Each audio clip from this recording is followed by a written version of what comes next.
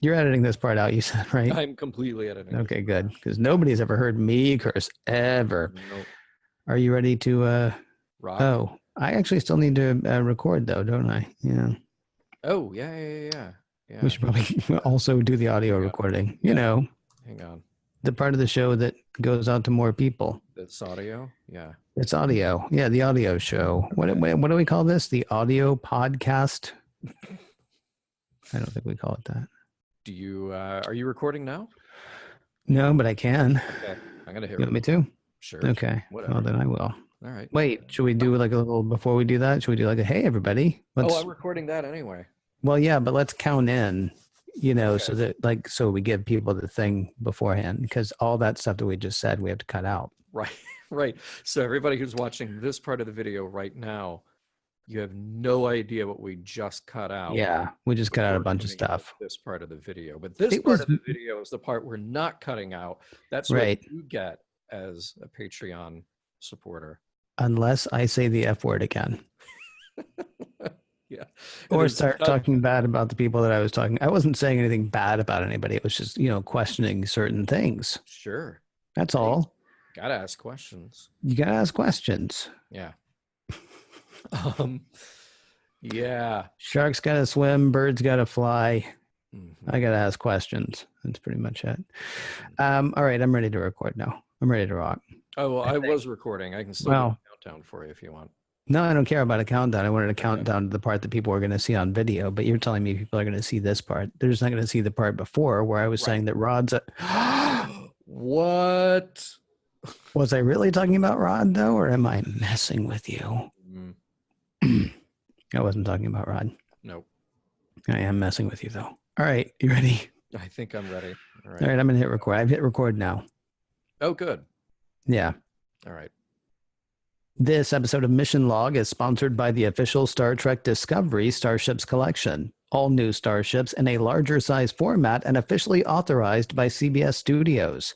Subscribe today and receive the USS Shenzhou for only $9.95 with free shipping. For details, visit eaglemoss.com/discovery starships.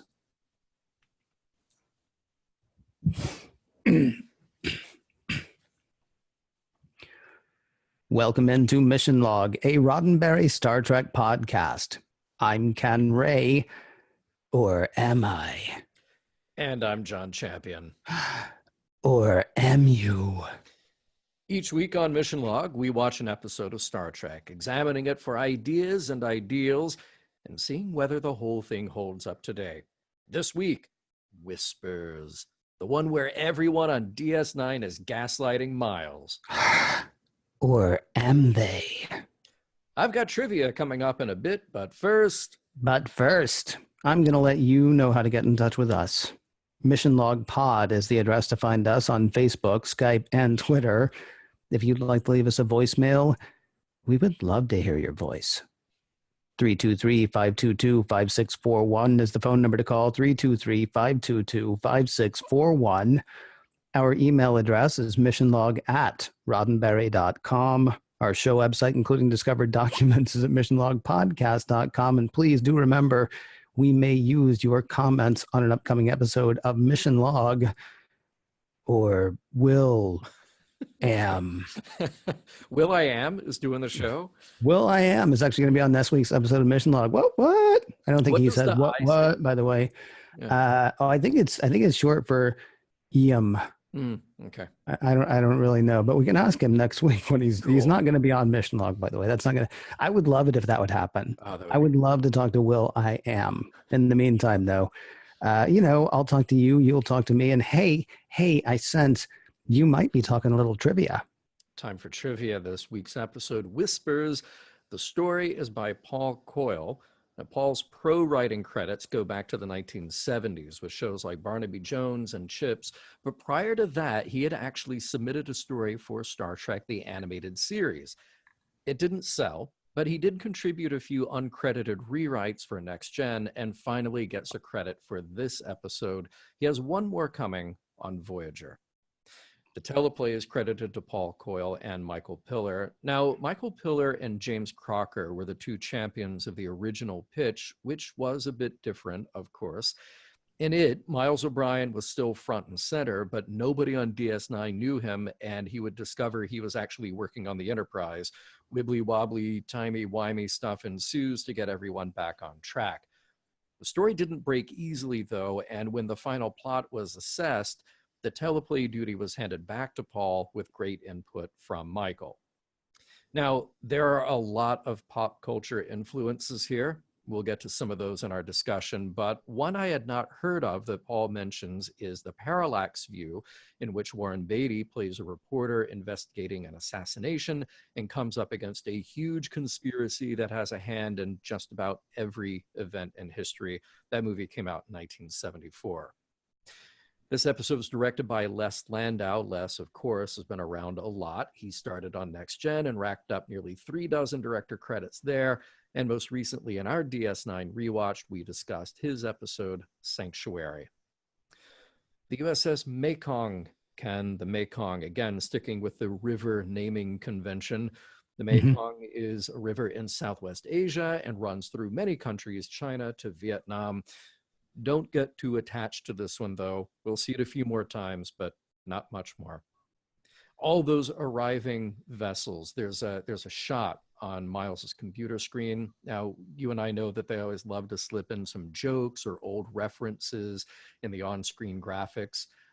There's the Yorktown on this one. There's the Galileo, so many more. And there's the C-57D. You know what that's from? I do not. That would be Forbidden Planet. Oh. Is the spaceship from Forbidden Planet. Yeah. All right.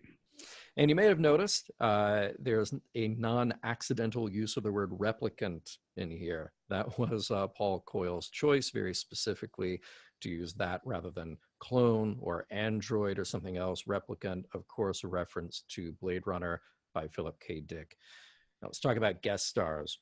One of the alien piratas we meet is played by Philip Lestrange. He doesn't have a huge resume, but he did score some recurring gigs on The Doctors early in his career, and then Law and Order in the late 90s and 2000s. Ensign DeCurtis is played by Todd Waring. One of his earliest gigs was a series regular on The Lucy Arnaz Show, which unfortunately did not make it past 6 episodes.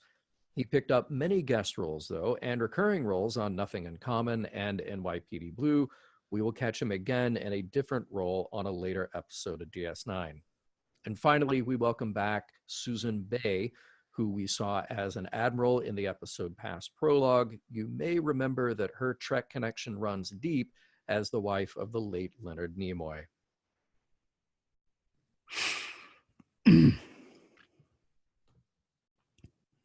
going to hit stop. I'm also going to hit stop. Right. Yeah. Can't tell me any differently. We seem to have stopped having fun. Wait, what's the name of this one? Whispers. Okay. Whisper. Uh-huh. Episode 300, by the way. Episode 300. 300. Big. For people wondering, well, they won't see this audio before they won't see this video before we tell them in the audio thing, so it doesn't matter. Right. Why didn't we make a big deal about 300? Well, hopefully you already know. Uh-huh. What is this called? Whispers.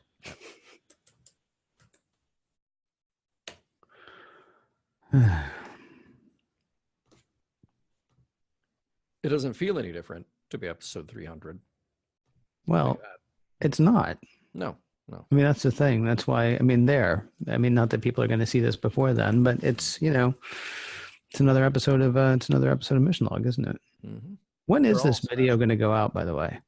Actually, this will go out tomorrow, won't it? So people will have seen this before. Well, hang on. It's Sunday as we record. Right. Okay. Now, hopefully the cloud video downloads fine. Mm-hmm. And I have that like tonight or early Monday morning. Right. Then I'll need time to crank out the lower third that'll go on there. Or if we don't have time, depending on how the video thing goes, I'm going to say late Monday, maybe early Tuesday at the latest. So then we should explain to people why we're not making a big deal about 300. You get this early. Yeah. hopefully. Yeah. Hopefully. Yeah. Yeah.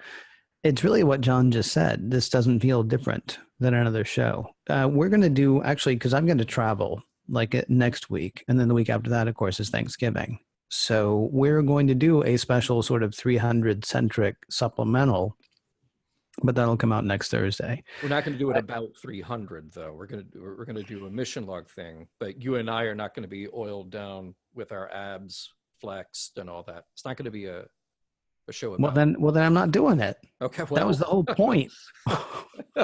Wasn't that the whole point? And it would say, oh, the sun will blot out the arrow, or no, our microphones will blot out the sun. That's what it'll Yeah, be. right. It'll be like, well, then I will podcast in the shade.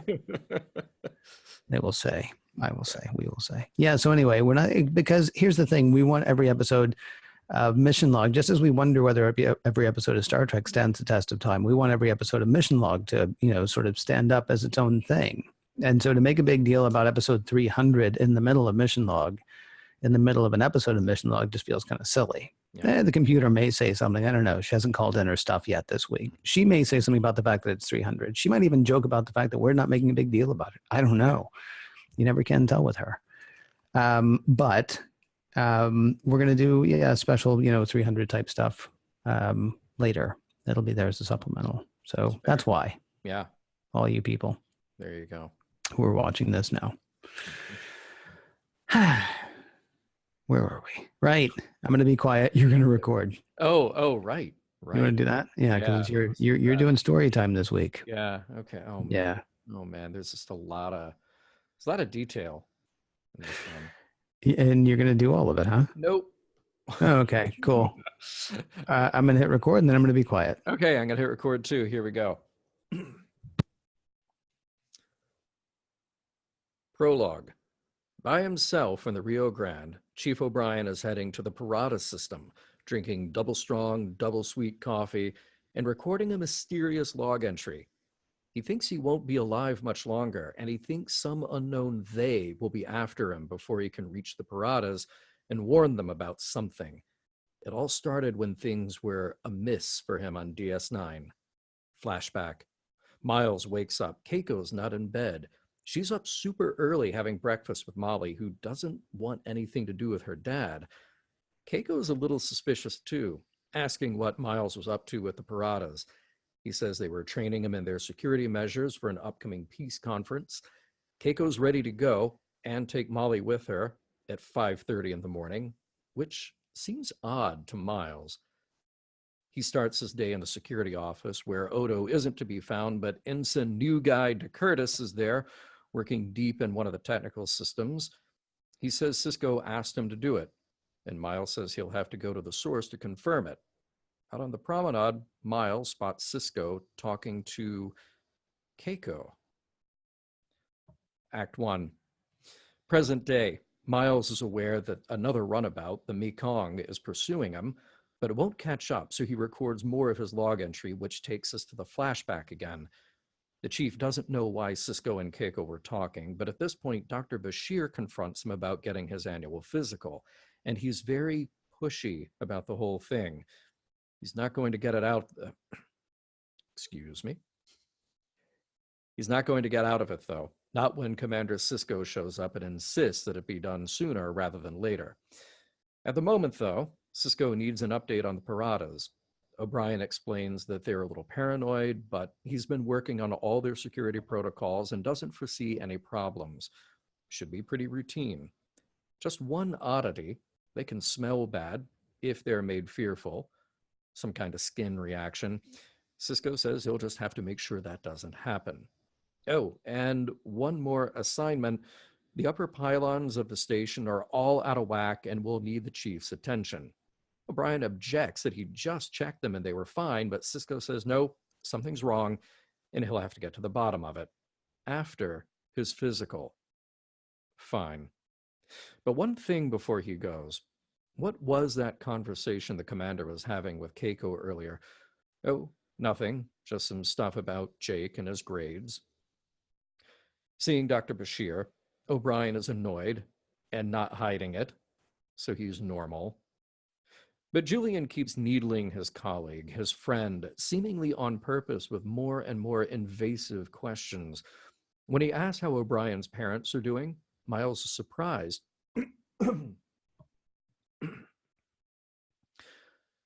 When he asks how O'Brien's parents are doing, Miles is surprised that the doctor doesn't remember that his mother died 2 years ago and that his father remarried. Oh, yeah, that. Now Julian remembers.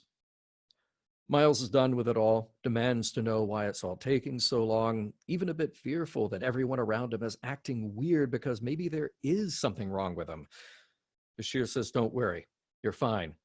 In fact, he's getting a clean bill of health. Heading to work at long last, Miles is interrupted by Jake, who needs some engineering help on a science project. He's glad to help, especially if it'll get He's glad to help, especially if it will get Jake's grades up, to which Jake replies that his grades are great. Act 2. In those pylons, Miles recalls in his personal log the repairs he had made were working correctly, so some new problem had been introduced, perhaps something to distract him from the security preparations with the Paradas. He finds Ensign de Curtis again, giving a once-over to the He finds Ensign de Curtis again, giving a once-over to the security systems on the quarters reserved for the Paradas. Miles asks to see the quarters, but they're on strict lockdown, and only Kira has the access code. Very well. Miles calls for Kira, but he's overruled by Cisco, who says no. He needs to get back to work on the pylons.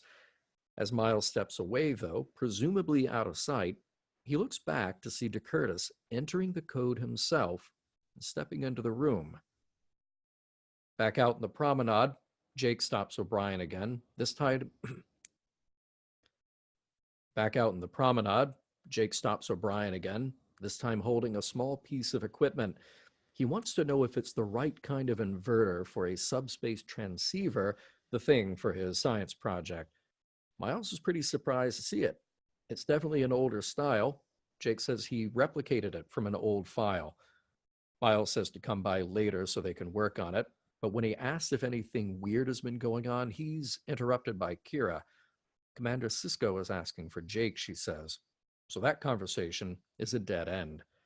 And how about you, Chief? Kira wants to know. Everything okay? All under control, he says. Back in the pylons, working alone, we hear O'Brien's future log entry again. He's found a crack in the RF power conduit, which apparently had to have been made deliberately. After all the work, Miles returns home to his quarters. He tells Keiko that Jake will be coming by later. She says she heard from Commander Cisco, who says Jake isn't feeling well. And where's Molly? She's spending the night at a friend's place. So that leaves Miles and Keiko alone, and Miles turns the thermostat up to amorous, but Keiko isn't exactly responsive. She's not in the mood, which leaves dinner as the she's not in the mood, which leaves dinner as the most action Miles will get tonight. On the table, it's fricadoe stew, which Keiko hates, but it's a gesture from Miles, who's been away for so long. She's not eating any, but she watches patiently as Miles almost, but doesn't actually take a bite. They stare at each other for a moment until Miles says he's going to lay down. In the log entry, though, we hear O'Brien say it was this moment when he realized this was not his Keiko.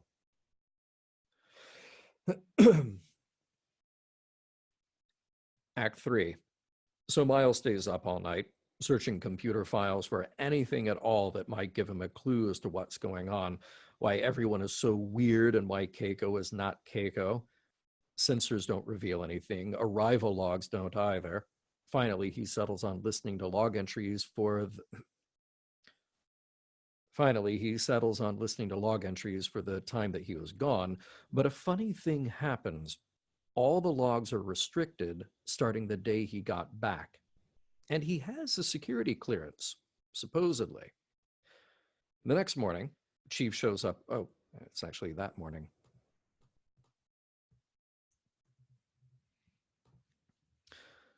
That morning, the chief shows up early for work, heads right to one of the computers in ops, and starts messing with the security protocols.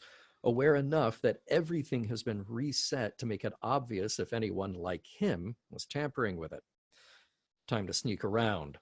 Miles is sure all of his logs have been read by everyone, that he's being watched. Odo has been away for a while, but he's back now, and Miles confides in him. Nobody is who they seem to be. Maybe Jake, and that's about it. Odo says to keep cool for now. He'll look into it and let him know what he finds. But Miles can't leave well enough alone. He grabs some kind of device that he hides on himself, then heads to Quark's, where he has a little run-in with the bar owner. Ready for a rematch with Bashir? No. So, what about the Paradas? Quark is pushing for information, but Miles isn't interested. Then he's summoned by Odo. In the security office, Odo asks about the Paradan rebels. Miles only knows a little, but it seems secret messages have been going out to them which would violate the whole agreement that they had in the first place. Miles is adamant that the peace talks be called off. Odo says that might be premature, which then raises Miles' suspicions to 11. In walk Kira and Sisko armed, and Miles makes his escape by detonating whatever little device he picked up earlier. Phaser in hand, he escapes down a corridor. Act 4. He's a man on the run now, and the station is working against him. Force fields go into place, but O'Brien cleverly circumvents them. He escapes into some ductwork, making his way into a cargo bay where he can beam himself to the Rio Grande, the runabout, not the river. Sisko demands he come back, but O'Brien is a step ahead. Mooring clamps are disengaged. Tractor beam is disabled. The station fires as Miles slips away, but the runabout shields hold up enough to get to the... The station fires as Miles slips away, but the runabout shields hold up enough to get the shuttle and its passenger into the wormhole.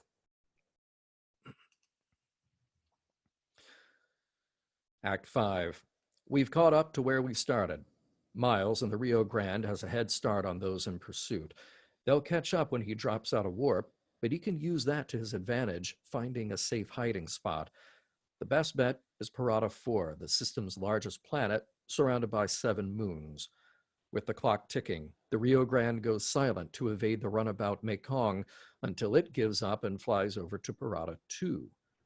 The Rio Grande computer detects that 3 people have beamed from the Mekong to the surface of Parada 2, and Miles decides to follow suit. Once he beams down, the chief finds himself in a rocky corridor faced with a door. Phaser pulled, he opens the door to find Sisko, Kira, and 2 Paradans. He tells them to put down their weapons, which they do, but one of the Paradans explains that everything he needs to know is behind the next door. More than a little agitated, Miles isn't too keen on following suggestions, so the Paradan goes for the door and another one shoots, wounding Miles. Fortunately, behind that door was Dr. Bashir, who can come out and tend to his patient, leaving the patient he was just treating, Miles. With one Miles wounded by Phaser, there's another one rising up from the examination table behind that second door. So who's the real one? Not the one we've been following. From the start, fake Miles was a replicant programmed by a Paradan faction to disrupt, maybe even kill someone at the peace talks. The crew on DS9 knew something was up, but they didn't know where the real Chief O'Brien was.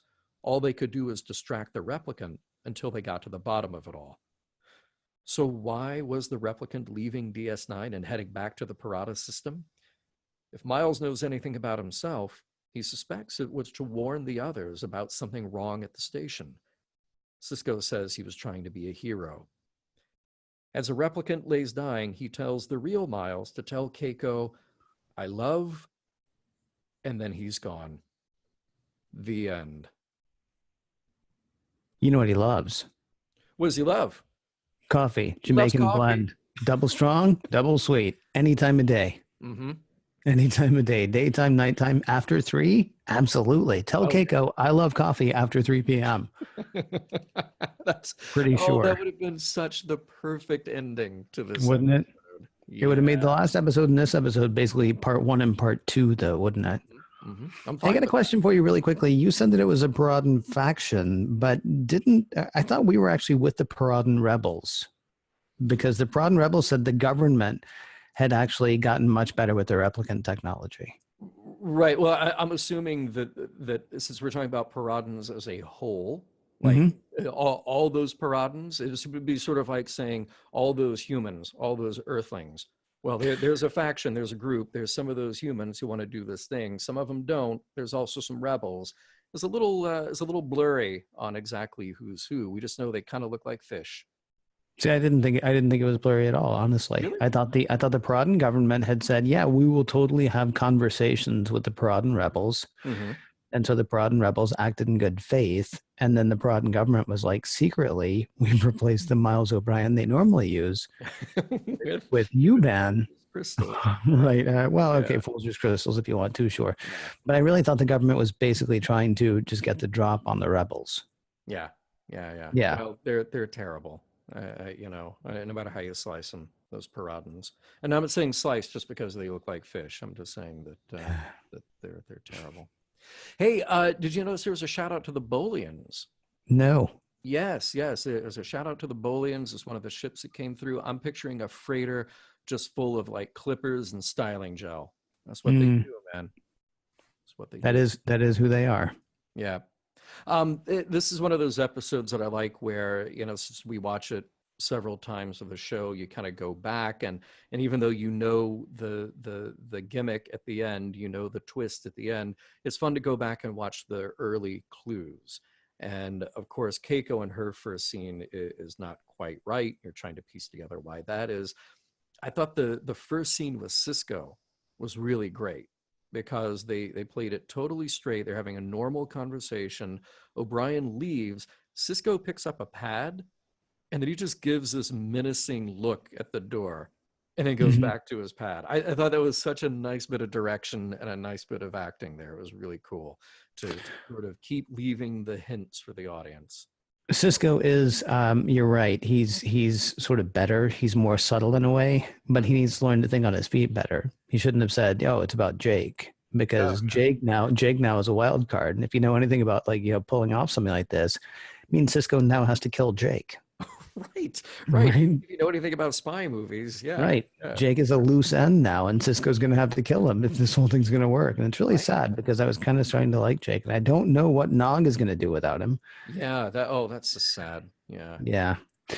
So Faux Miles, when he's leaving the doctor's office, I don't know if you noticed, we could not see his backside.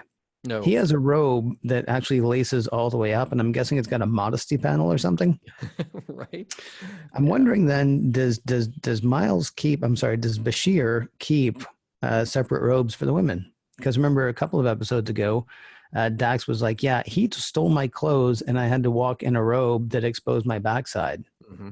Yeah, Yeah. but Yeah. Miles, his backside is fully covered by the doctor's robe, which has like Uh-huh. 27, 28 ties on the back of it. It look like. It's like it's almost the kind of thing that he could wear to like a Ren fair. I mean, it's like a whole, and it's like heavy material Yeah, and ties and yeah, yeah. yeah, purple too, because if Miles is bleeding, you don't want that to show up. Right. Right.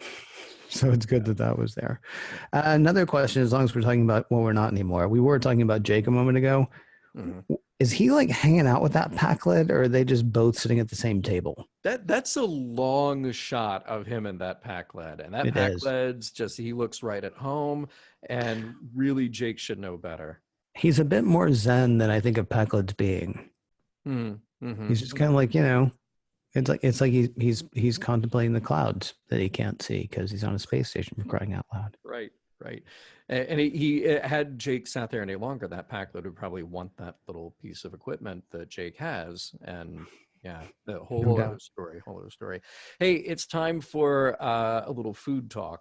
If Okay. you indulge me. Okay, so fricadeau stew. Hmm. First of all, I think the use of that term is a little bit redundant because fricadeau is it is the cooking style. You could have like a veal fricadeau, you could have a beef fricadeau. You take strips of meat, you lightly fry them, and then you stew them. And a sauce, it could be many different things, but it's a very old recipe, like 18th century, more popular in the 19th. So fricadeau stew, just saying, little redundant there, but big fan of endive salad. Hmm. So definitely glad to hear about that. And flan for dessert is a whole international table that we put together there. There's a lot going on. That's true. I want to revisit that really quickly, though. Are you sure that like fricadoe stew is not like stew made of other stew? You think it is? So Like it's a three or meta four, stew. It's a yeah, like yeah. 3 or 4 different stews that they had left over, then just like chucked into a pot, and it's one gigantic stew, perhaps. What Um, we saw on the plate was not a very attractive stew. There are some fricadoe, because believe me, I did my research here. There are some fricadoe stews that look absolutely delicious, uh, mhm. really appetizing. That one, I'm sorry, it looked like it came out of a can.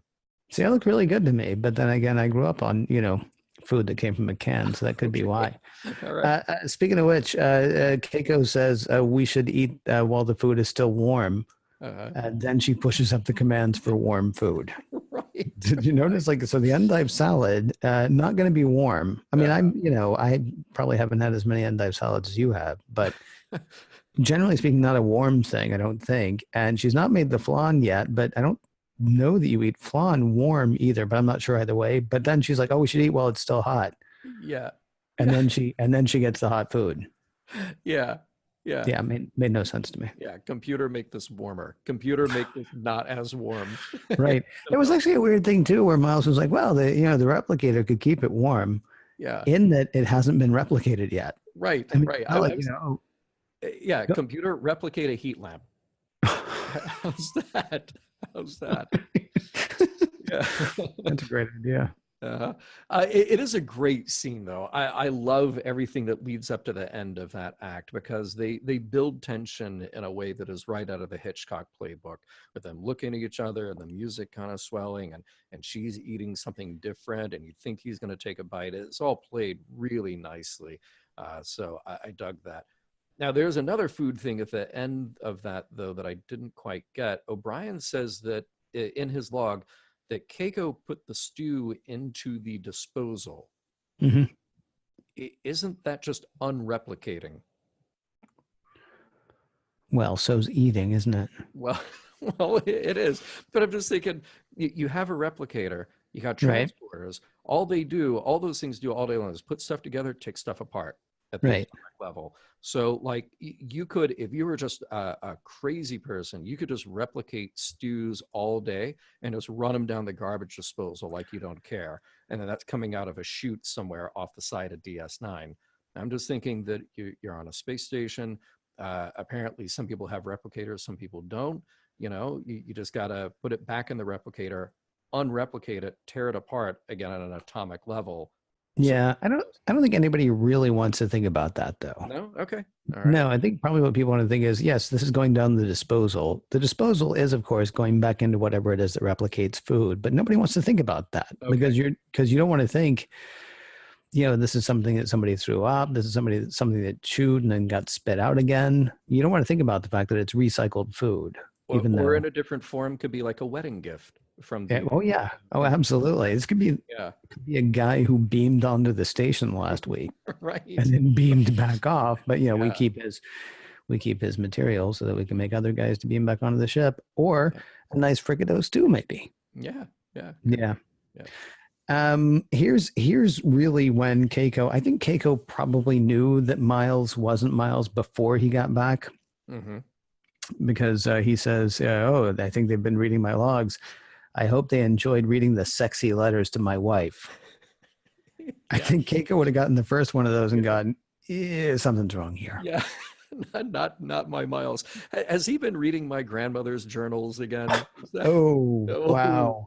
too soon? Always too soon. Too soon. Always too soon on that. Yeah. Yeah, yeah. But honestly, is there something about privacy in the future? She would just get over the idea that people send sexy things and that's okay.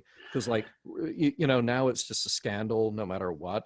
But here in the 21st century, anybody can read anybody else's journals. Heck, Bashir is just handing out his presumably written journal to Dax. Right. Right. So it's just, just a part of Well, life. okay. So here's a question actually. Why would he be putting sexy letters to his wife in his personal log? Oh, well, see, I just kind of I think of it as a whole bunch of computer files that are all, here's my personal folder. And Hmm. within that, there's the folder of log entries. There's the folder of stuff to Keiko. There's the folder of famous stew recipes. You know, That just all that sounds all that's together. that sounds terrible. Okay. Still, it's funny watching this show 25 years later, or depending on when you listen to this podcast, 30 or 50 or 150 years later, that Miles's computer is just comically large. Hmm. Like, we've seen many versions of that Starfleet kind of, like laptop size, but it's a desktop because nobody ever actually picks it up and moves Right. it anywhere. I think the one in Picard's desk was a little more sleek. I think even the ones that we saw Data or Geordi use were a little more sleek. This one was really bulky. Like it must have had some other use other than just reading log entries. Uh, Well, I mean, the machine that I use for the virtual reality stuff that we do is mhm. gigantic. Oh I'm yeah, pretty sure yeah. you can heat a gymnasium with it as well. So it's possible that what he's got there is a combination, like, data terminal and gaming rig. Oh, it could be. Oh yeah, I didn't think Yeah. about gaming. Yeah, Yeah, it's quite possible. yeah. Or the other thing, for some reason, they never went in and replaced all the computers from the Cardassians with their own computers. We've seen that before, right? Where they're like, oh, Mhm. yeah, it's still got a bunch of buggy stuff from when the Cardassians were here. It's like, wow, really? And you're still using it. That's a winner security idea you got there. Right, right. But yeah, maybe it's just old, Cardassian crap. Yeah, yeah, very true. Hey, when Miles is trying to escape everybody on DS9, here's a hint to anybody working on Deep Space Nine. If you're looking for Chief O'Brien, just start with the service ducts, Right, always, because he spends a right. lot of time there. He knows that place very, very well. And he has a line, he says in his log, had someone or something started to infiltrate all of Starfleet. I just thought it's a good thing that Miles wasn't there when those bugs crawled all up inside those admirals, because we'd have Rimmick head debris all over again. And now someone owes us another $100.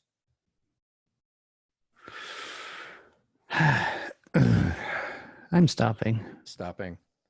Hey, for everybody who's watching the video, I can't remember. Oh man, I can't remember his name now. The guy who, when we were doing season one, said, Hmm. I'll donate $100 if when they get to conspiracy, we hear the phrase Rimmick head debris. It's just so golden. Yeah. I'm sure I could search my email for that. He And doesn't really owe anybody $100 again, though. no, no, no, no, no, no. But I mean, if he wants to, it's it's a fun bit. yeah, but he doesn't actually owe anybody anything. But if he wanted to, We should sell that in a can. We should sell cans of Reming's head debris.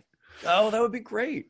You know what you do? Well, here's what you do. Actually, you buy a can of corned beef hash because Oh, God knows I like food in a can. mm-hmm, You mm-hmm. buy a can of corned beef hash and just put a new Yeah, label on it. And then if somebody ever opens it, like, what do you think's in here actually? And then they open it, it'll be corned beef hash, but it'll look like Rimmick head debris. If head only we could debris. plant a little bug in there from the from conspiracy. Yeah, you can do that. Yeah. You can do that. Sure. Eagle moss. Yep. All right. You good? I'm good. Let me just open up a new recording. There we go. All right. All right. You gonna do our little a transitory phrase? Sure, I can do that. I think. Are you recording? Yeah, I'm recording. We'll dive deeper into whispers in a moment. But first, But first, a word from Eagle Moss, the official Star Trek Discovery Starships collection. Whose armada? Your armada. we did that, and we did that line last You week. want to do it again? Not really. Okay. Uh, Sorry, I didn't realize that was coming. okay. It's a good line. It's not. It's Yeah. fine. Now, It's let's see just here. Let's yeah. do this. Uh,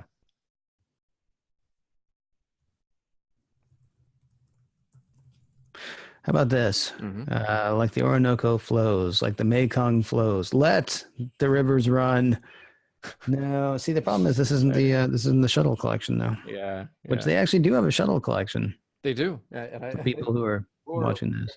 actually, Say again? I think it's in a drawer next to me. Actually, Oh, right, right, right. yeah. Yeah, mine's actually. Let's see. See, so for people looking at the video, those ships back there, I actually thought about putting my shuttle collection back there, Mm, but they're a bit small yeah, to read on the because that's like what 7, 8, 10 feet back. it's massive. Just like yeah, it's so far away. I Yeah. could go all the way back there and point them out to you, but there wouldn't be time for me to get back and finish the show. Yeah, we're just gonna do. We're gonna. I got a little, just a little joke here. Oh, that's cute. All Mm-hmm. right, Yeah. all right.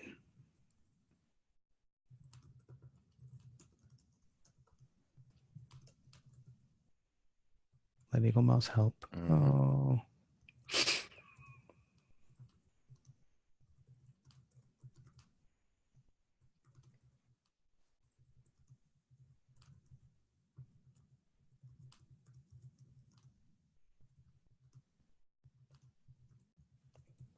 There we go. all right. All right. Do it. Yeah, the video audience, this is waiting with anticipation because I I know. wrote something and they're like, "Oh, what's he writing?" You know what I should have done? I should have started laughing hysterically. They'd be like, "Yeah, it's not that good." I know when you read it, yeah, then they'll be like, "What was you laughing at?" And so Yeah. All right. we'll dive back into whispers in a moment, but first, But first, a word from Eagle Moss, the official Star Trek Discovery Starships collection. Hey, no room for full-size starships in your collection? Let Eagle Moss help you out with a collection of smaller ships that will fit conveniently on your desk or on your shelves. now these are the ones that are sort of in between because they're the teeny tiny starships that we started talking about a while ago. And then there are the full size starships, the life size starships, if you will, that John was just referencing. These are between those. Closer to the teeny tiny starships, I will tell you, but we're actually talking about the XL editions. These are the Discovery starships are not the teeny tiny ones. They are well, I mean they're a decent size. They're officially authorized by CBS Studios. They're made from quality. They're officially authorized by CBS Studios. They're made from quality, solid materials, die-cast metal, ABS materials, based on the CG models used in the production of Star Trek Discovery. Because yes, that is what we're talking about, the official Star Trek Discovery Starships collection. And as Ken just mentioned, these are good sized ships. They're not one-to-one scale, though. The USS Shenzhou NCC 1227 is nearly 8 inches from front to back. So, yes, again, not one-to-one scale. It comes with a display base. It comes with a collector's magazine featuring behind-the-scenes info, original design sketches, and a breakdown of the technology used on board. Now, why is John talking about the Shenzhou? Because that's the first one you're going to get, and you're going to get it at a great cost. Only $9.95 with free shipping for the first ship in the collection. You find out more at eaglemoss.com/discovery starships. Additional models will follow every month, including the iconic USS Discovery, the Europa, the Vulcan cruiser from the Solkar class. You get that new Klingon bird of prey, new ships. Sorry.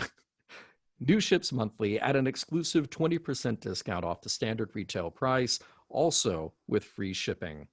Oh, you know what I couldn't help thinking? It's like just as the Mekong follows the Rio Grande, so too do those ships follow the Shenzhou. Now, subscribers are entitled to free gifts worth over $100, and you can cancel your subscription at any time. Of course, then you don't get the free gifts. So, well, you decide for yourself. Full details can be found at eaglemoss.com/discovery starships. Now, let's say subscribing is not your thing. That's fine. If you want to pick your individual ships, pick up one at a time if you want to. There are two ways to do that. You can either go to your local comic book shop to see what they got, or you can go to shop.eaglemoss.com. There, though, you're going to pay the regular price of $54.95 each. But again, to subscribe, go to eaglemoss.com/discovery starships. And as always, a huge thanks to Eagle Moss for sponsoring this week's show. So I wonder sometimes if people think the things we do on this show are just things we do for the show. Like, can this be, is Ken really that into They Might Be Giants? Is John really that into food? True and true. Yeah, you're a Yes. fan of eating. I do love I food. know this. Yeah. And Yeah. I've eaten with you before. Yeah. This is And not an act, people. If you've no. not eaten with John Champion, he likes food. Yeah. Which is not, I mean, fine. I happen to like a drink. Yeah. I also like food. I don't Yeah. think I take quite the same pleasure in food that you do. Sometimes we've had those things together. Oh, we have. That's Yeah. true. That's true. Here's a question. Okay. If we had replicators, would we still all eat the same thing every night? Right? The conversation, Hmm. with Miles and Keiko about him having stew and her not having stew. Yeah, I assume, that was about whether or not she was trying to poison him. And again, can we talk about the fact that, they've got a thing in their house that will construct something poisonous to feed to the other person? Sure. That doesn't seem like the Sure. best idea to me, but okay. Yeah. Assuming nutrition is built into whatever the replicators replicate, would we keep eating the same thing as a group? Like, oh, you're in the mood whatever stew tonight. I'm Hmm. not in the mood for whatever stew tonight, but you're cooking and we're sitting down to eat together. So we're all having that. I would think we would just all line up and be like, yeah, I'm having lasagna. And you'd be like, great, I'm having stew. And I'd be like, fantastic. I mean, wouldn't it be about the sitting down together and spending time together? Or does it have to be about sitting down together and eating the same freaking thing, even if you don't like that thing? Well, that's a really good question. I think that for me, there are certain meals that have different types of meanings. So you and I go to a restaurant, we're not going to order the same thing at the restaurant. We're going to, I mean, potentially we could if we both Right. really like that thing, but Sure. we'll order different drinks, different food, different side dishes. If you're with me, probably even different desserts, so I can try them all. But but there are other meals that you have where it's definitely about the event, it's about the camaraderie, it's about the tradition, and Mhm. I wouldn't say that I'm super huge on tradition, but I do like history, and I do like the idea that there are things that tie us to history, and for me, food is a big part of that. So sitting down for like let's say a typical American Thanksgiving dinner, because I don't know what Canadians eat for Thanksgiving dinner, but sitting down for a typical American Thanksgiving dinner, that's not the kind of thing that I would choose really more than once a year. Mhm. But there's something great about having, 3 or 4 or 10 or 12 people all sharing those things, particularly if those dishes come from family recipes. So you would think that Miles sitting down for that fricadeau, that's probably something that would have been a family recipe. Or maybe he's like me, he's just really into history and he's like, I wonder what this 18th century dish tastes like. I'm going to have the replicator make it. Cool, that's good. I want this from now on. Mhm. So yeah, I kind of get it, that you could have the replicator make whatever. That would be sort of a dangerous proposition at some point. That would be like me let loose the Bellagio buffet. Uh, Mhm. but why not try everything, but then also set aside time to have things that are there for purposes other than just filling your face. Okay, here's what I'm saying though. So basically, Miles gets to eat what he wants to eat when Keiko's not around because for some reason they seem to have fallen into the gender roles, right? Where Keiko is the one who, quote, cooks, end quote, even though she is walking over to the replicator and saying what she wants. Yeah. There's a thing that Miles likes, there's a thing that Keiko doesn't like. So Miles isn't allowed to have it because she's the one who talks to the replicator, not him. Right. I mean, do you Yeah. see what I'm saying? It just Yeah. sort of, Yeah. Yeah. I mean, because I get what you're saying too. By the way, we have Canadian friends. You could ask them what they have for Canadian Thanksgiving. They could invite me to Canadian Thanksgiving. Oh yeah, because you'd be there. Right. I'll see you in Edmonton next year. That's not going to Okay. happen. Edmonton, Winnipeg, one of the two. We have friends in both places, Yeah. actually. We both have friends in both of those places. Mm. Come to think of it, they have never invited either of us for No, Thanksgiving, have they? I have not. Yeah. I'm given to understand they have pretty much the same stuff that we have here. Oh, okay, fair enough. Yeah, that's what I was told, except they have it in October. Ugh. Ooh. Hmm. Far too early. That's a Far shame. too early. Yeah. Okay, but Yeah. yes, yeah, you're absolutely right. There is even when they were doing the breakfast thing, when they were having their just intolerable argument about breakfast Right.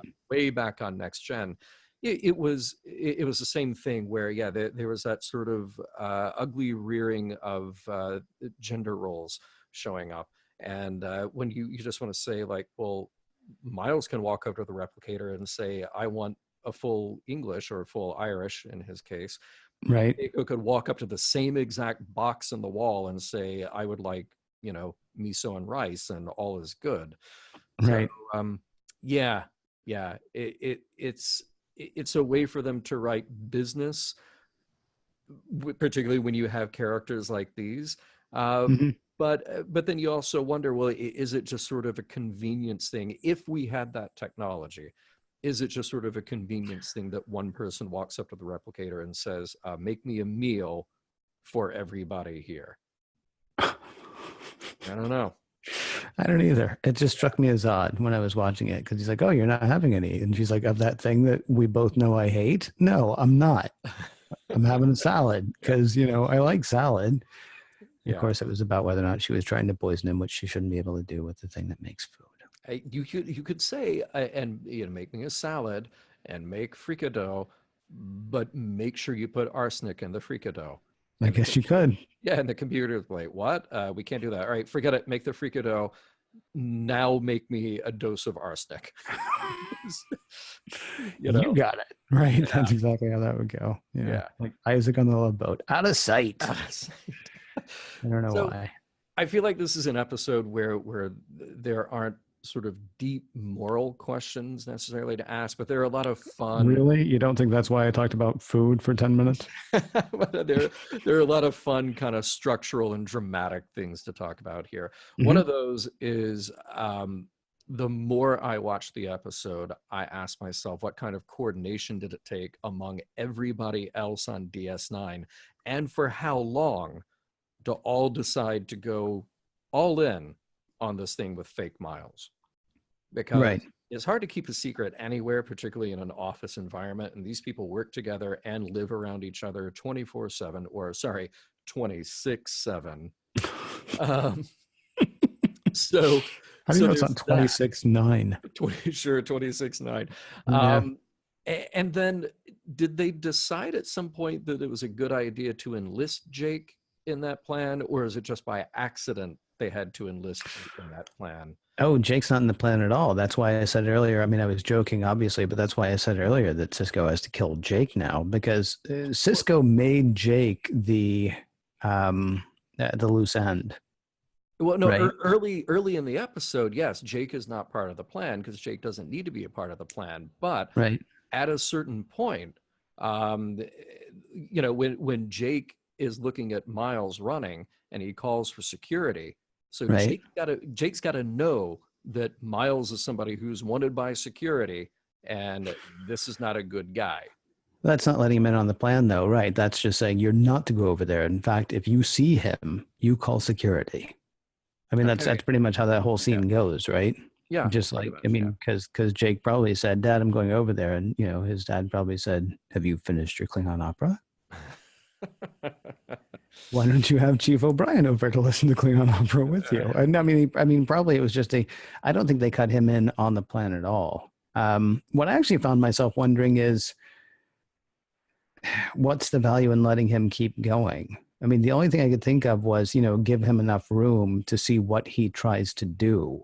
But we're back to that weird thing again where, okay, they got Molly out of the house because they didn't want anything to happen to 4-year-old Molly, Mhm. right? But, we'll go ahead and put Keiko in danger. We have no idea what he's up to. We have no idea what he's capable of. We have no idea what's going to trigger him.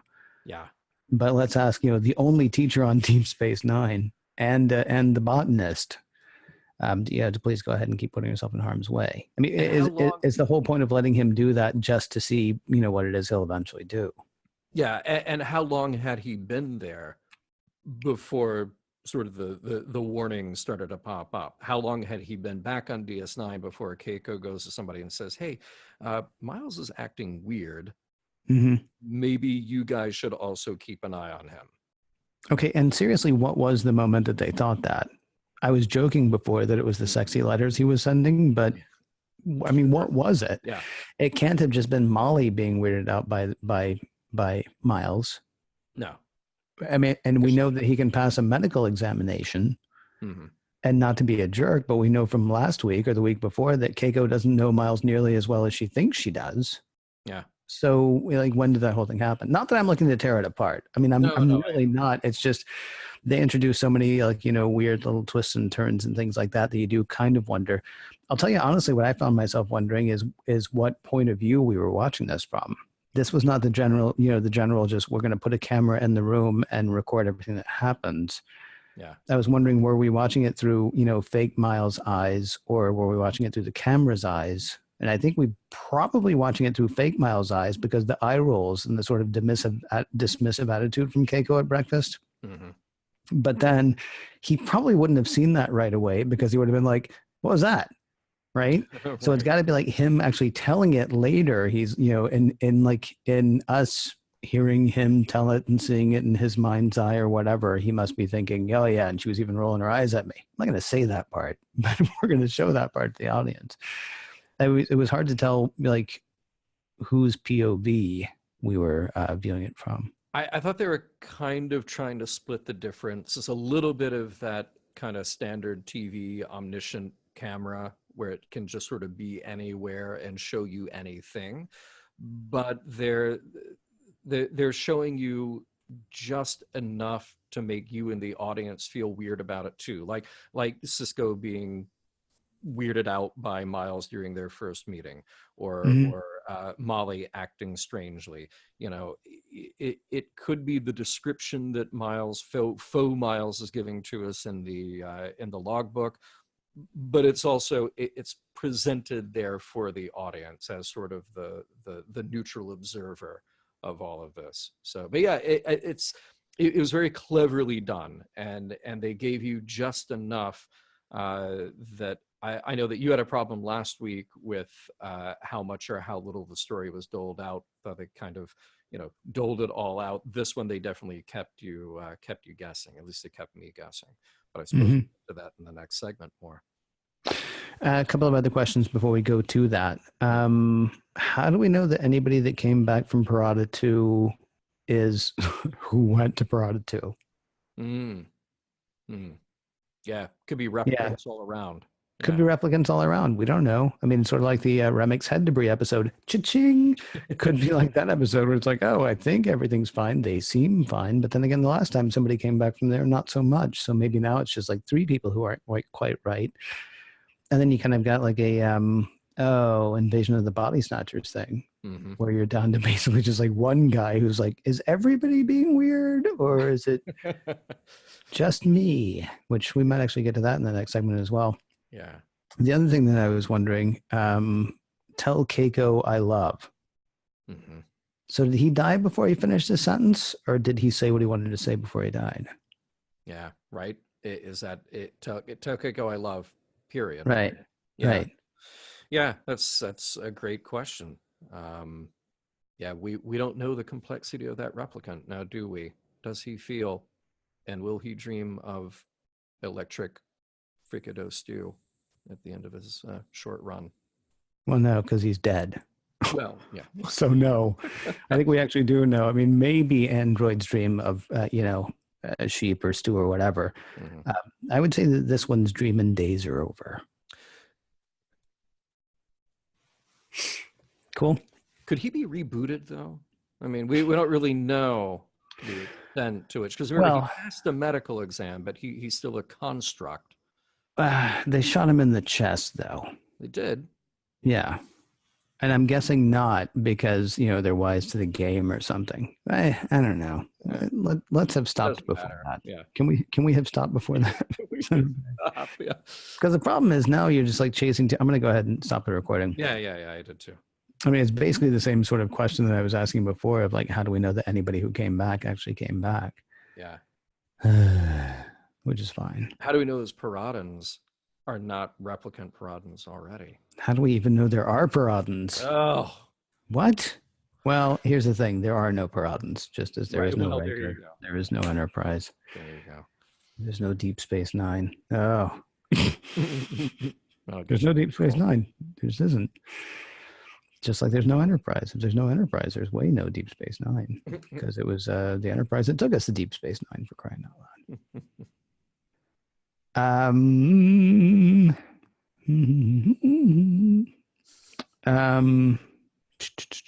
all right, I got my record thing there. You got the record thing there? Yeah, I got my mojo working, got my recorder ready to record. You want to do it? Uh, wait a minute. Wrong button. Let's get the right button this time. Okay, there we go. And yep, now we are recording. It's part of the episode where we talk about, the whole of the episode. We're not doing the funny little comedy bits. We're not doing the, sort of deep, insightful whatevers. We're doing the part where we talk about, any ideas or ideals or what have you that got presented and deciding for ourselves and anybody who wants to play along whether this episode stands the test of time. This episode being Whispers. Not a single whisper in the episode, John, unless No. unless you count all the talking that was being done around Miles. Is that what the whispers refers to? Is that what the whispers in the title refers to? Sure. Okay. I'll go with that. I'll go All with right. that. Yeah. Because just based on the title, honestly, I thought that it was going to be somebody going insane, which you kind of A get little bit. that. Yeah. But yeah, my assumption is that the whispers that they're talking about are all the talking that's happening when Miles isn't there. Yeah. But it's not just about the title, it's also about the show. And this is the part of the episode where we ask ourselves and each other whether or not this episode holds up as far as we're concerned. And so, as I tend to do, I'll throw that question to you first. Does this episode hold up, sir? Yeah, I mean, I feel like I kind of gave it away a little bit already, but unequivocally, I will say yes. This episode holds up. It holds up because it is a fun, entertaining, well-written bit of tension and intrigue with some heavy sci-fi themes thrown in there. I mentioned that Warren Beatty movie that I have not seen, but now I'm kind of intrigued to see it because it's a contemporary story, but it has to do with, conspiracy and the truth not being the truth for that character. But there was so much more that I got out of this that it really felt like Star Trek doing a style experiment and doing it really well. You and I both enjoyed Starship Mine. That episode is Die Hard in Space. And you know what? Well done, Star Trek. You did Die Hard in Space extremely well and made it entertaining. And this time around, Star Trek, you did something that was sort of an amalgam of all these other masters of tension and suspense. I mentioned there's a very Hitchcock moment, particularly at that dinner scene. You mentioned Invasion of the Body Snatchers. Yes, definitely. That was not far from the minds of the people who wrote this episode. Manchurian Candidate. Definitely. We talked about Star Trek doing Manchurian Candidate already with Geordi. But here we take all of these threads of what make those stories fun and entertaining and kind of evergreen and weave them all together in a new way. And it's rare when you have a show that does, well, in our case here, 300 episodes of stories and many hundreds more to go. You kind of run out of things that are original stories, or at least an original telling of a story. Here they got to tell the story in a very original way. We're following the guy who we think is our guy. And they only reveal to you very well at the tail end of the story that that was not our guy. So I can't remember who said it. It might have been Ira Bear or Michael Piller, somebody saying they're essentially doing Invasion of the Body Snatchers, but telling it from the point of view of one of the body snatchers. Not from the was it Matthew McCarthy, Michael McCarthy, who was the star of that, the original version of that movie. That's the one I'm thinking of, not the Leonard Nimoy version. But instead of telling it from the human point of view, running away from those soul-sucking creatures, Kevin McCarthy, my mistake, had to throw that in. Instead, they're telling it from one of the replicants, one of those alien beings. It was a really Mhm. cool, fun way to show that off. And also, just from a production point of view, um, this was a great episode for showing off the sets of DS9. Those sets keep getting, from season 1 to season 2, they did some expansion, and I feel like each episode now they keep finding new ways to show off how cool these sets are. This was a good episode for that as well. So overall, it holds up. It's a lot of fun. It holds up because it's a blast, because it is just entertaining, and they hit all the right notes. But we can talk about whether or not there are morals, meanings, and messages in there. How about you, just in terms of the production? Yes, I think this episode holds up really well. The misdirects weren't as troublesome in this episode as they were in the alternate. The only one that bugged me was the one where Quark didn't know which rule of acquisition he was quoting. Yes, wasn't that weird and kind of obvious? That That was, was, I mean, that was a yeah, very obvious misdirect to yeah, me. They were just like, oh, okay, now you really think that, Miles is someplace else. Because I really did think I thought the whole time, honestly, that what it was about, I thought that he was going to end up having been in a holosuite or something, and that the whole thing was about trying to get him to punch in his access code. yeah, And so when he punched in his access code on screen and everything didn't change, yeah. I was like, oh, okay. I have no idea what we're doing now. It's obvious that something is weird. It's obvious that something's going on, but I don't know what it is. And I thought that I knew. And the second that he put that in and that wasn't it, I was like, okay, I'm really curious now where we're going. I'm kind of excited to find out. The Manchurian Candidate you mentioned, Blade Runner you mentioned. There's a little bit of spoiler alert, we're jumping ahead 20 something years here. There's a bit of discovery here, right? Huh. The Miles engram is so strong on the Miles replicant that the replicant can't do what the replicant is supposed to do because there's too much Miles. Yeah. Ash Carter is too much Ash Carter to do what he's supposed to do in Discovery. And I know I just gave away a lot, but I'm not going to give away everything. If you're not watching it, though, I'm assuming that you're just like, predisposed to not watch it. And so maybe you don't care. But I mean, it was interesting because I'm watching it the whole time. I'm like, oh, this kind of reminds me of this. This kind of reminds me of this. This kind of reminds me of this. But not in a way that just seemed like they were aping the whole thing. I just recently, well, a few years ago, I read the novel I Am Legend. And I just recently watched the Vincent Price movie, The Last Man on Earth, which Oh, is sure. based on I Am Legend. And it's kind of an interesting thing as well, where our hero, and the book's over 50 years old, the movies are all over 50 years old. So, sue me if I ruin it. I mean, the thing about I Am Legend that's amazing is in the end, our good guy is the monster. And that's what happened in this episode as well. I will say I don't think there are really messages, morals, meanings kinds of things here, although I did think of one. Okay. All right. Going back to the episode with Beverly Crusher, the one where she's in the universe that, Wesley accidentally created. And she says, if there's nothing wrong with me, there must be something wrong with the universe. Yeah. True, perhaps, but generally speaking, it is you. Yes. That that is a definite truth of this episode. Mission Log is produced by Roddenberry Entertainment, executive producer Rod Roddenberry. You can check out the Roddenberry Podcast Network at podcast.roddenberry.com. Over there, you'll find Mission Log Live, Women at Warp, Priority One, and the Trek Files. If you'd like to support Mission Log directly, you can do that at patreon.com/missionlog.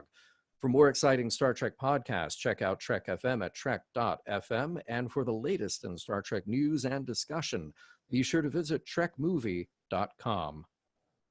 On the next regular episode of Mission Log, it's coming. Paradise. Nice. I didn't want to say next week, but I also didn't want to do the whole supplemental whatever thing No, for all the reasons that we talked about before. Yep. All right. And I'll make sure that I get social media stuff out ahead of that. Cool. And we'll also talk about, well, first of all, we're talking to people about it here and now. Yeah. But we'll also talk about it on the live show. Yeah. And then we'll talk about it on the next live show as well. Yes, we will. So there we go. Yeah, never once invited us to Thanksgiving. Right? I mean, they probably rightly assumed that we wouldn't come. Do they now? Here's the question: is Canadian Thanksgiving the same all over Canada, or is Yes. it like it really? So, like, even if you were a Québécoise, Yes. would Well, have I don't know about Quebec, honestly, but I do know okay. that from one end of Canada to the other, because think about it, it's the same sort of thing like the state fair in Texas Hmm.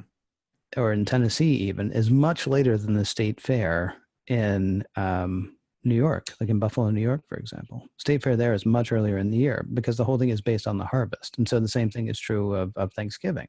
Sure. Thanksgiving is a harvest festival, right? But they're Yeah. so far north that Thanksgiving comes in the 1st of October. At least that's the way it used to be, before the earth started warming to ungodly levels. Right. Right. And also, like when people actually cared about when the harvest was. I mean, now Mhm. it's like, I don't buy tomatoes in February at the grocery store, but that's about it.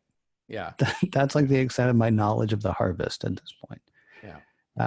But yes, that far north, yes. See, I As wonder I, because Canada is very big and yes, regionally very different. So you got yes, your Vancouver on one end, your Vancouver, BC. You got your Nova Scotia on the other end, and I yeah. would just think that the between those two ends or on those two ends, you might have some traditionally different. Uh, uh, Selections for Thanksgiving. I like the idea that the early Thanksgivings in uh, the United States, before there was a United States, Hmm. a lot of seafood played on those Yes, menus. yes, Like I'm more into that. Like I like a turkey. I like a good dressing. I like a good homemade cranberry thing. But yeah. if you said Thanksgiving dinner this year is going to be like lobsters, and I'd be like, yeah, let's do that again. Okay, well, here's the thing. I would imagine because there's a certain amount of homogenization, right? And I'm guessing on this, okay? Mhm. There's a certain amount of homogenization. There's a certain amount of Americanization of various holidays, I would think. Sure. Probably it wasn't always pumpkin pie and turkey and stuffing and what have you. I Now, don't know. Yeah. like I mean, the people that I talked about before, our friends from STLV, one's in Winnipeg, the other's in Edmonton. Those are both really inland, right? So I don't know what would be different there. I would Yeah. imagine that Thanksgiving in Newfoundland and Labrador, I mean, would they even be things that they would celebrate in the same way because there wouldn't be a harvest per se? I Right. mean, in the same Right. kind of way, there would be more of the seafood kind of stuff, wouldn't there? And again, I'm guessing on all of this. I don't really know. The thing about the state fair struck me as fascinating once I realized it. Yeah. Because you and I both grew up in the South, Yeah. so state fair would have been late in the season. Would have been Mhm. like September, first weekend of September, second weekend of Yeah. September, I think is when it The was in one in Nashville. Alabama, I think I remember running around there. Yeah. Yeah, yeah. Whereas when I moved to Buffalo, I was surprised to find it, and I want to say, God, no later than mid August, maybe. Which I know Mm, seems like, well, that's only 3 weeks, but I mean, those are 3 big weeks because you're talking about having grown your livestock to a certain age by that point, so that you could, either shear it to make the wool, or you could, take it to show or whatever. And the mm, same thing with the, growing the pumpkin and having that part of right. it. Um, it was just interesting to, yes, whatever. I have kind of a new food website obsession, which is a blog called Restauranting Through History. And Okay. it's great because the person who runs it will find photos and menus and newspaper articles, and she'll really, I mean, it's mostly stuff within the last, say, 2 to 300 years, just because there's more material from the last 2 to 300 years than just Sure. something 1,000 years ago. Um, but it's pretty great because it'll be stuff like, okay, we're just talking about turkey and dressing and that being a Thanksgiving thing. But Hmm. you go back to menus from like the late 19th century, or from the mid to the late 19th century. That's just kind of a nice meal. That was a very common thing. It wouldn't be like, oh, this is the thing we have one day out of the year because it's a seasonal thing. It's like, no, a turkey that's been roast, and then some kind of a dressing, and then like an acid like a cranberry or something like that. That's just kind of like a nice meal. And the push for beef as like the fancy meal, going out for a steak, that kind of Right. had a peak in the late 19th century, but then went away because you had two world wars. Then it came roaring back after World War II and kind of stayed at a steady incline at least through the 70s and 80s. And Hmm. yeah, so it's interesting, these trends like that some things that are outside forces that affect what we do, and others that are a little more ephemeral. What is the novel by Caleb Carr? He did two. Um, The Alienist. Oh yeah, yeah, yeah, yeah. Did you read that? No, phew. No, I have not read The Alienist. Yeah, It's been many, many years. I thoroughly enjoyed it. It's, not a historical novel, but people from history turn up in it. Like, mm, Teddy Roosevelt back when he was police commissioner of New York. So around the turn of the century, right? mm. Turn of the last century. But he writes this huge part about Delmonico's in it. Oh, yeah, And he makes a case for Delmonico's being one of the first restaurants that was actually just about the sort of Epicurean experience, at least yeah, in this country. It wasn't like you couldn't go someplace and get a meal, right. but Delmonico's was one of the first places, he said, that actual care was taken in how it was prepared, at least in the U.S. Yeah, Whether that's true or not, I don't know. birthplace of Eggs Benedict. Is that right? And many other great kind of iconic dishes, but Eggs Benedict created there. There's a place that I really want to go in Philadelphia called City Tavern, that's Hmm. run by Chef Walter Stabe, and it is as accurate a historic recreation as you can get of that kind of Revolutionary era early American dining. And the only difference is that you go there as a modern customer and you order a meal, you order like your appetizer, your entree, and they say that at the time, if you were there in the late 18th century, Hmm. typically it would just be an order for the table. You would order many dishes for the table. Everybody would just sort of eat family style, grabbing whatever's there. So that's one difference in style. But the recipes, a lot of the stuff come from like Thomas Jefferson's kitchen and Benjamin Franklin, who recorded recipes, and people who were really Epicureans of their time. So Right. yeah, I really want to go there to try that out sometime. See, Patreon people, This is what we it do. really is true. It Talk about. really is true. He Yeah. is an Epicurean of the highest order. I, on the other hand, am like, yeah, could I get a little bit more cream of mushroom soup Yeah. mixed in, Dude, hey, do not sell yourself please? short. I have seen you enjoy a good meal or two. Oh, okay, Uh-huh. dude. Yeah. I don't think I want to go to all you can eat sushi in Vegas anymore. Why I is went so that? in Mhm, a mall here, well, mhm. about 10 miles from where I am currently. A guy that I do a bit of work with on another show was like, "You like sushi?" I was like, "Yeah, I like sushi." He's like, "Let's go to sushi." And then, okay, where are we going? He said, "A mall." Didn't figure it was going to be that great. I have never had sushi like this in my life. It Really? was just, oh, dude. And it was Okay. one of those things where I have no idea how much it cost.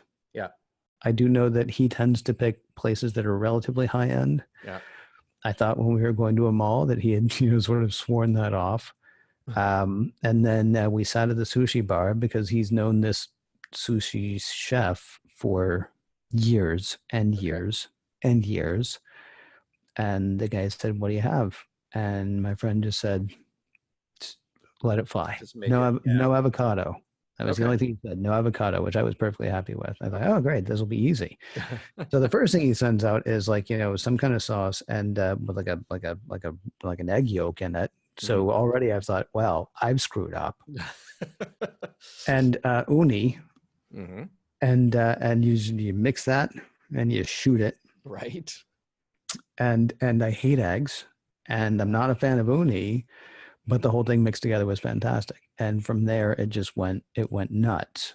Now I have no Man. idea what anything was because he just kept kind of like, giving it to us. I do know there was one thing, and I was very surprised. Wagyu Yeah.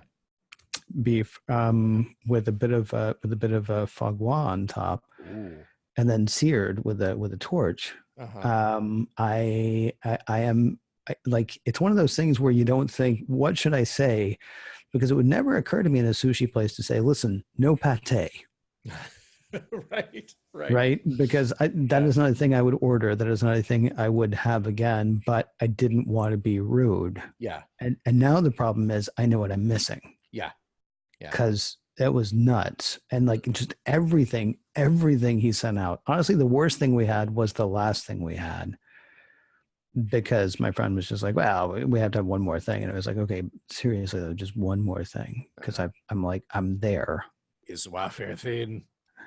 Well, and so what he did actually was he brought out a cut roll. So that was like 6 more pieces of sushi. Whereas Right. it had been a plate like with just one piece. Dude, Sure.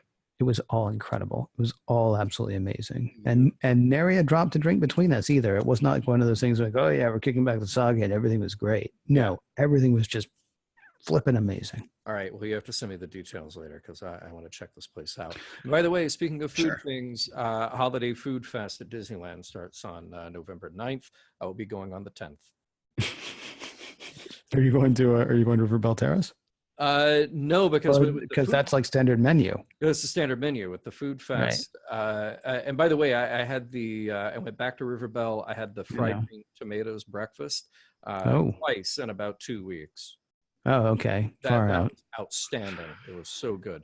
But the Holiday Food Fest, they set up all these booths around DCA, and they Right. do things like turkey and cranberry tamales, and All just all kinds of fun, right. awesome. It was so good last year. I'm gonna have to go in the middle of the day though, because like Yeah, when I went on, I think I went on like a Saturday when they were doing the food festival, like earlier this year. yeah.